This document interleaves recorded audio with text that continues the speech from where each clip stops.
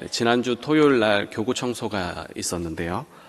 토요일 오후 무더운 날씨에도 와주셔서 감사합니다라고 이렇게 인사말을 건네니까 한 권사님께서 안 그래도 목사님, 담임 목사님 말씀처럼 제 속에서 하자와 말자가 싸웠는데 하자가 이겨서 왔습니다라고 이렇게 말씀을 하시더라고요.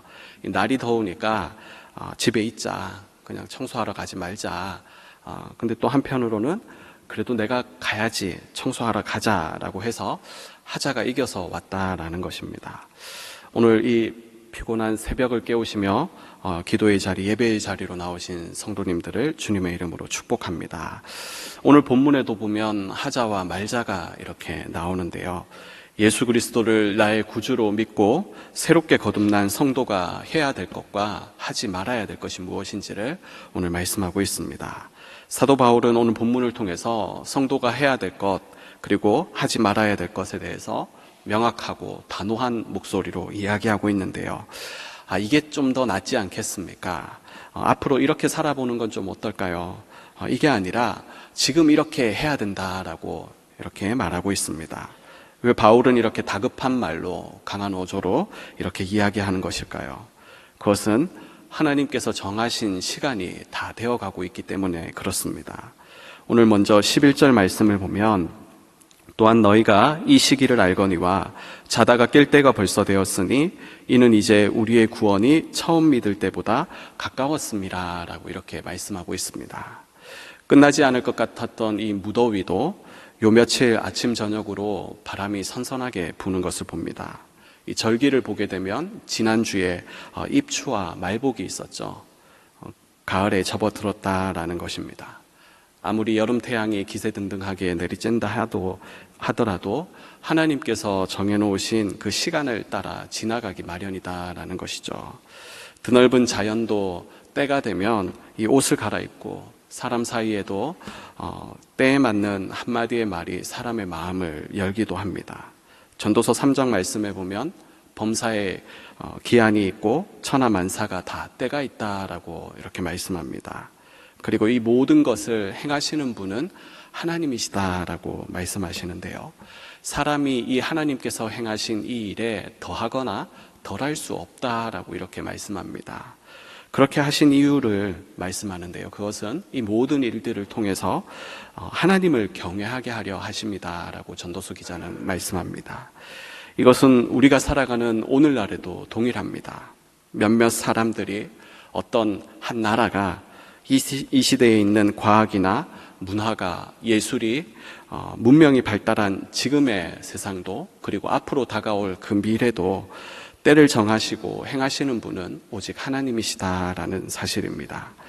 그러기에 하나님을 예배하는, 하나님을 믿는 우리 성도는 더욱 때를 잘 분별해야 할 줄로 믿습니다. 오늘 말씀을 통해 주님의 재림이 가까운 이러한 때를 살아가고 있는 믿음의 성도가 어떻게 살아야 되는지를 한번 살펴보면 좋을 것 같습니다. 첫 번째는 사랑하며 살아야 된다라는 것인데요. 8절 말씀에 보면 피차 사랑의 빛 외에는 아무에게든지 아무 빚도 지지 말라. 남을 사랑하는 자는 율법을 다 이루었느니라 라고 이렇게 말씀하고 있습니다. 먼저 이 빚이라는 이것은 어떤 책임에 구속된다라는 이러한 의미를 가지고 있습니다. 빚을 지게 되면 매이게 되죠. 자유롭지 못하게 됩니다. 본문에서 아무에게도 아무 빚도 지지 말라라는 이러한 말씀은 아무 것에도 의무나 책임에 구속되지 말라라는 이러한 의미입니다. 주님의 재림을 기다리는 자는 하나님의 말씀에 매여야 되고 성령의 인도하심을 받아 하나님이 기뻐하시는 뜻이 무엇인지를 그 뜻을 따라 이렇게 살아가는 자들이 되어야 되는데, 성도가 어떤 것에 빚을 지게 되면 그것에 종이 되어버리기 때문에 그렇습니다. 이사야 43장 1절 말씀에 보면 야곱아 너를 창조하신 여호와께서 지금 말씀하시느니라. 이스라엘아 너를 지으신 이가 말씀하시느니라. 너는 두려워하지 말라. 내가 너를 구속하였고 내가 너를 지명하여 불렀나니 너는 내 것이라 라고 이렇게 말씀합니다. 사랑하는 성도 여러분, 우리의 구속자는 오직 하나님 한 분이신 줄로 믿습니다. 구속받은 우리는 주의 종이요 그분의 백성입니다. 바울은 우리의 구속자 되시는 하나님께서 이 주신 이 말씀, 율법, 그 중에서도 핵심인 이 십계명을 오늘 본문에서 이야기하며 하나님의 말씀을, 이 율법을, 십계명을 온전히 이루는 방법이 한 가지 있다라고 말하고 있는데요. 그것은 바로 사랑입니다. 내가 좋아하고 나를 좋아해주고 나에게 유익을 주는 것을 사랑하는 것이 아닌 남을, 나 자신이 아닌 내 이웃을 사랑하라라고 이렇게 말씀합니다. 욕심과 탐심을 가지게 되면 간음하게 되고 살인하게 되고 도둑질하게 되고 남의 것을 탐낼 수밖에 없습니다. 그러나 사랑하게 되면 오늘 10절 말씀처럼 이웃에게 악을 행하지 않을 수 있다라는 것이죠. 요한복음 13장 1절 말씀에 보면 예수님께서 이제 아버지께로 돌아갈 때가 되었음을 아셨는데 그 13장 1절의 끝에 보면 하나님께서 주신 자기 사람들을 끝까지 사랑하셨다라는 이러한 표현이 나옵니다. 그리고 13장 2절 이하의 말씀에 보면 예수님께서 이제 제자들의 발을 씻기는 그러한 장면이 이렇게 나오게 되는데요. 예수님께서는 종이 해야 될 그 일을 스승이 되셔서 본을 보여주셨는데 물을 떠서 수건을 허리에 동이고 그리고 이제 제자들의 발을 하나씩 씻겨 주셨습니다.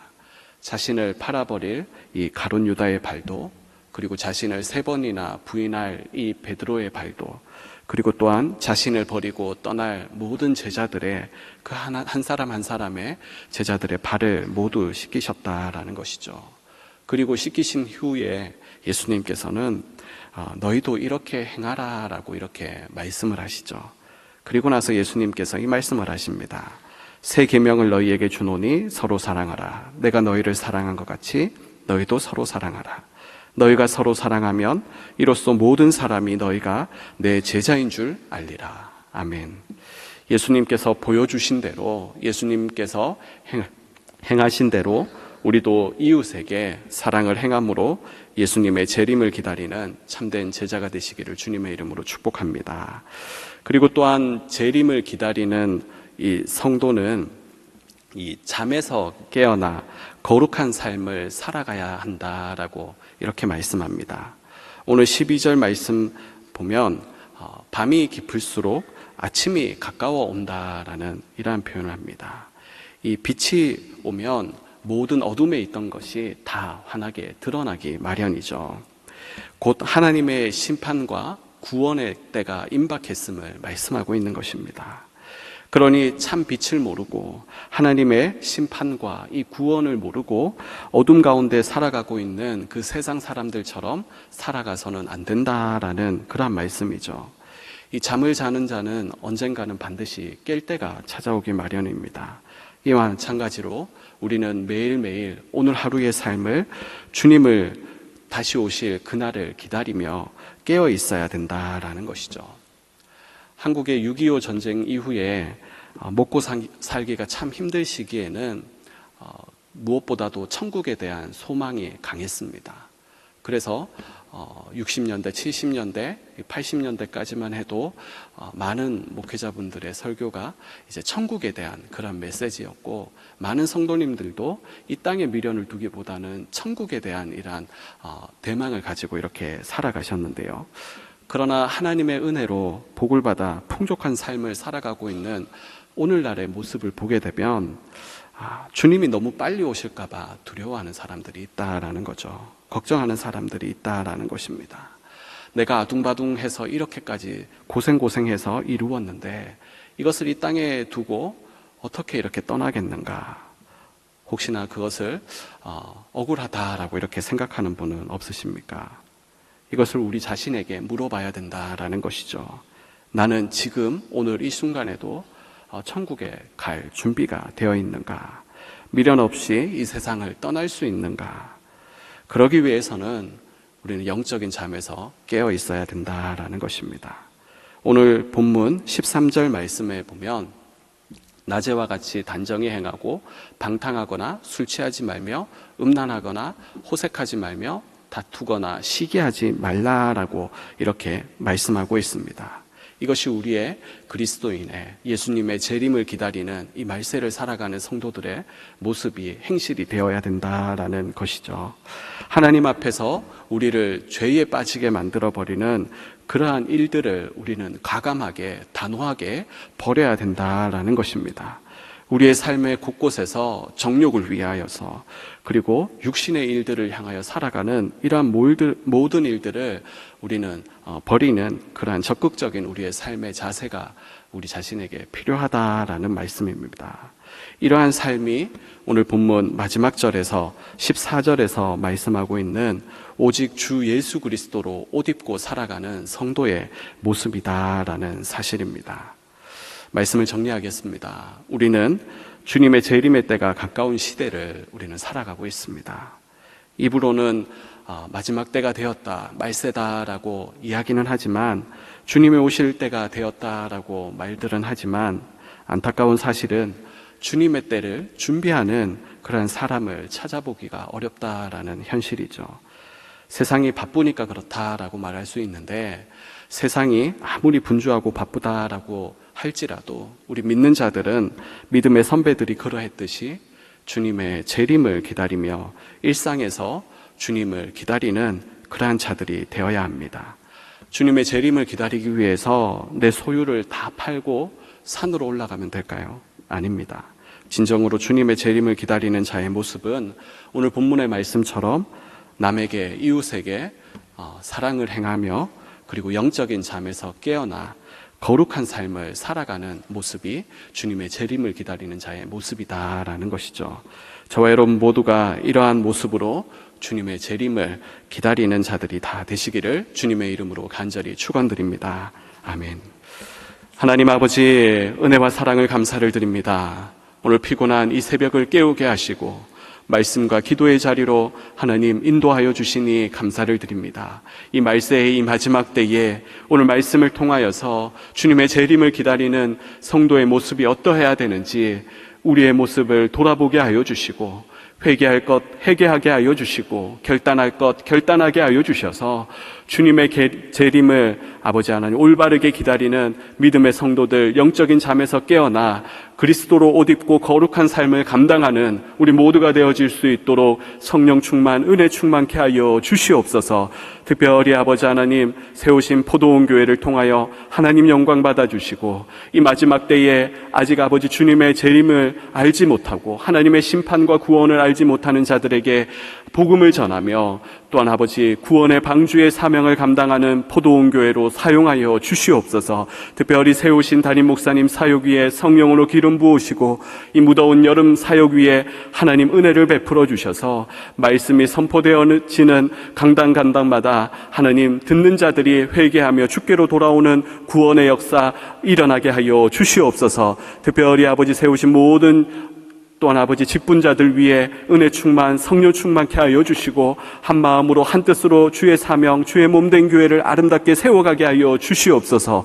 계속되어지는 여름 사역 위에 하나님 은혜를 더하여 주시고 이 무더위 가운데서도 하나님 성령으로 충만케 하여 주셔서 이 무더위를 건강하게 잘 이겨낼 수 있도록 성도들의 건강과 가정을 직장과 일터를 하나님 붙들어 주시옵소서. 가정마다 하나님 믿음의 기도들이 있습니다. 특별히 자녀들을 위한 기도를 하나님 들으시고 또한 아버지 가정의 경제와 여러 가지 아버지 하나님 또 건강과 또 아버지 해결해야 될 그러한 긴박한 아버지 기도의 제목을 가지고 있는 믿음의 성도들의 아버지 신음소리를 들으시고 그 한숨이 변하여 찬송의 아버지 노래가 되게 하여 주시옵소서. 오늘도 아버지 이 새벽을 깨우며 주의 전에 나와 말씀을 듣고 또 기도의 자리로 나아갑니다. 기도의 영을 우리에게 부어주시고 마땅히 빌 바를 알게 하여 주시며 구하고 간절히 구하는 것마다 하나님 아름답게 열매 맺는 은혜가 있게 하여 주시옵소서. 오늘도 빈손으로 나오지 아니하고 하나님 각양의 예물을 담아 또한 주님 앞에 하나님 올려드립니다. 하나님 드린 손길 하나님 복 내려주시되 특별히 함께 올려드린 간절한 기도의 제목들도 하나님 기억하여 주시옵소서. 오늘 하루도 주님의 재림을 기다리며 말씀대로 살아가는 우리의 삶이 되어질 수 있도록 주님 은혜를 더하여 주시옵소서. 감사를 드리며 예수님의 이름으로 기도드리옵나이다. 아멘.